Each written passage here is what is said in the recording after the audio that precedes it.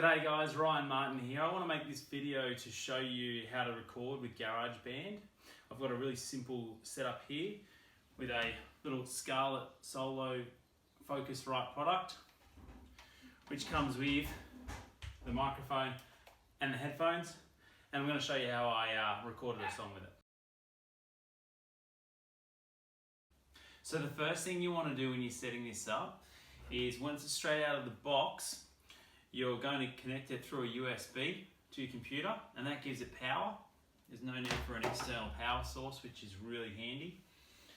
The microphone attaches with an XLR. My guitar over here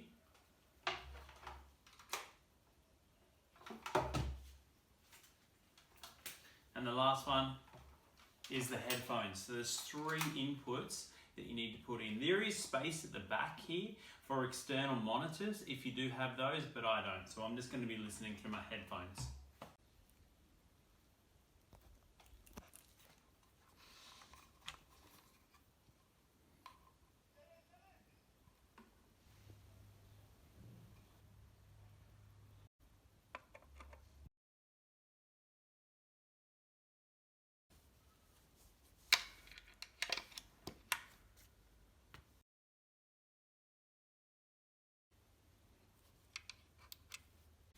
One, two, two, two, two, two. 1, 2, 2, 2. 1, 2. 1, 2, 2, 2, 2.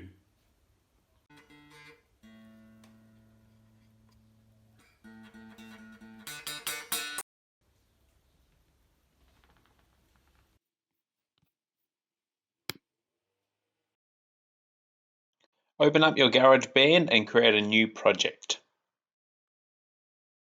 You're going to be prompted here by asking you what input devices you'd like to use.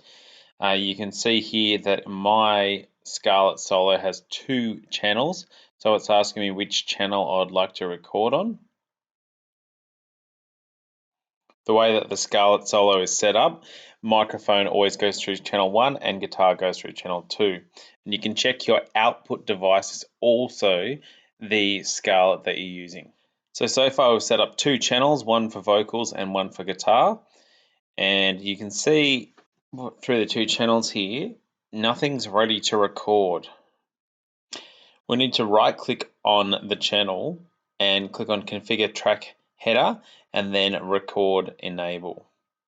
Then you can see these flashing record buttons. The tracks are armed and ready to go. Then when you click Record, I'm playing the guitar here and I'm hearing the vocals on channel 1. So they're 2 separate split channels which I can then edit individually. Important to look at the waveforms and see that they're not clipping, which means that they would come to a flat surface or they'd hit the top and the bottom, and that it's a nice flowing form. They have an individual slider for a volume level on each channel that you can customize, and up the top you can see the overall volume, which is into the yellow right now. So that's how to get a track up with 2 channels and start recording. But I want to show you how I've found I can record the best quality. I don't necessarily go with guitars and vocals first. I've been going with a drum track to start off with because it's much harder to line up your drum track after your guitar's down. I've found it's easier to lay down the drum track, play the guitar and the vocals over the top of it, and it keeps me in time. It's really important that when you're doing this, you find a drum beat that you want to start with, because it's going to flow through your guitar and your vocals. There are so many ways to actually customize how the drums sound and customize the drummer, so play around with it. But what is important is the tempo setting, which is right at the top, which you can see I'm playing with now, and also the key that it's in.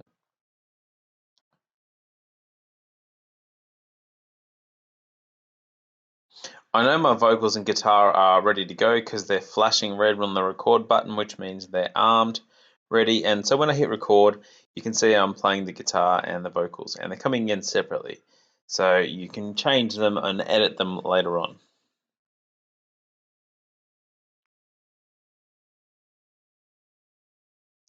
The problem with the drum track being included is that it only ever gives you, say, like 4 bars. So you've got to come down here and tell it how long you would like the drums to go. And you're only by default given, I think it's 32 bars. And right at the top here, if I click and drag that out, you can maximize however many bars of music you want. So in this track, which I've already recorded a bit different parts, I've got my vocals on the top track, then a electric lead guitar, then the rhythm guitar, and then the drum track, which I, as I mentioned, started with. Be aware that there's so many different ways you can customize your drum kit, even separately those bars that I'm clicking on there now. So for instance, I intensified my drum beat during my guitar solo to create a bit more interest. And the last thing I laid down was a bass guitar. And through all the settings in your vocals and in your guitar, there's so many different options. And it's really just playing with it, getting familiar with what's there and seeing what you like as specifically to the song. Now in here, you can customize your amps, and there's lots of settings that you might like to play with your amps. There's templates that GarageBand suggest, but then you can also go down to the model and and change your amps. There's also guitar pedals if you'd like to play around with some effects as well, which is pretty cool. And the last one I'm going to leave with you is when you're playing guitar, there's a tuner button up here. So it's really handy to click on that and tune your guitar for you. All right, so the only thing left to do now is to run through the track and see how it sounds.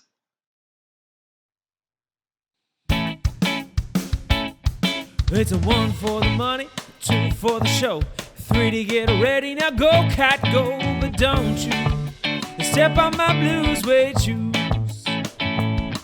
You can do anything, lay off of my blue suede shoes. Well, you can knock me down, step in my face, slander my name all over the place. Do anything that you wanna do, but honey, lay off my shoes, but don't you step on my blue suede shoes. Well, you can do anything, lay off of my blue suede shoes.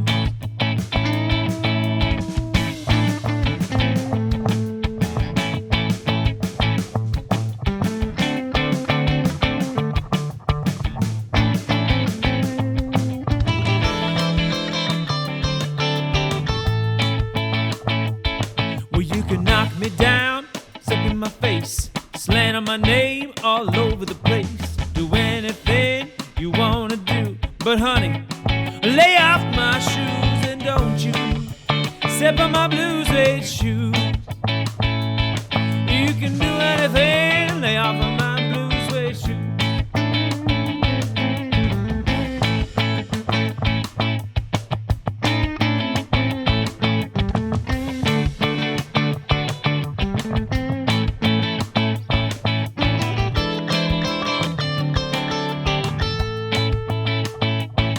Well, it's a blue, blue suede shoes. Blue, blue suede shoes. Blue, blue suede shoes. Blue, blue suede shoes. You can do anything, lay off of my blue suede shoes. Well, you can do anything, lay off of my blue suede shoes. You can do anything, lay off of my blue suede shoes.